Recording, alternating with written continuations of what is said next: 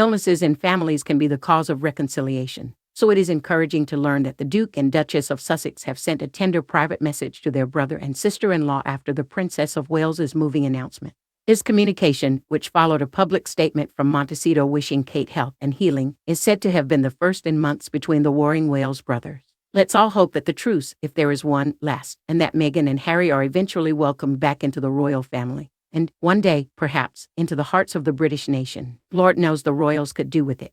With the King and Kate both temporarily out of action through illness, there's a real need for others to pitch in, especially in the low-profile, less glamorous work of charities and patronages. Let's also not forget Donald Trump's veiled threat, if he is re-elected to the White House this November, that he might expel Harry from the United States for allegedly giving misleading accounts of his previous drug use in his visa application. If he lied, they'll have to take appropriate action, the ex-president said. For this frankly hilarious development to take place, Meghan would presumably be asked to give up her Californian lifestyle, to say nothing of her hotly anticipated new luxury jam enterprise, and bring Archie and Lilibet to live in Windsor Great Park, and perhaps go to school with George, Charlotte, and Louis. If you were writing the script of the royal soap opera, you could not hope for a more delicious twist in the plot. So, yes, let's hope that Sussex and Cambridge alike forgive and befriend one another again, in spite of all the dreadful things that have been said. Yet still I ask myself, how must Harry have felt last Friday when he heard Kate's sad news, so bravely expressed? It is he, after all, who averred in his tawdry Netflix show, I think, for so many people in the family, especially obviously the men, there can be a temptation or an urge to marry someone who would fit the mold as opposed to somebody who you perhaps are destined to be with.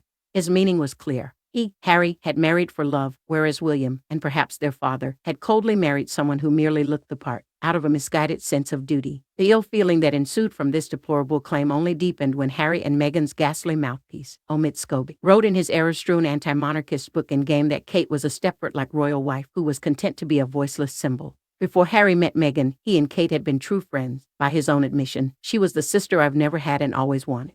So if her brave video last week achieved anything, I hope it made Harry reflect on how he has treated her. After all, it seems to me that a great many of the problems facing the royal family at the moment can be laid at his and Meghan's door. It is they who lifted the lid on the rift between the two brothers. It is they who raised the inflammatory claim that some royals are secret racists. It is they who insulted Kate, knowing she could not respond. Their foolish decision to go public with their seething resentments against the House of Windsor has done far more damage to the royal image than any supposed intrusions into their privacy by the press, let alone the delusional fantasies of social media trolls. The truth is, he and Meghan were too self-absorbed and ultimately too lazy to carry out the day-to-day slog of royal duty which Kate, Princess Anne, and the King and Queen have so faithfully done for years. Their little strops and their decision to flounce out in early 2020 were a sort of mini abdication. And the malice with which they have derided and vilified the royal family is another way in which they seem to want to echo the bad behavior of Edward VIII and Wallis Simpson, aka the Duke and Duchess of Windsor.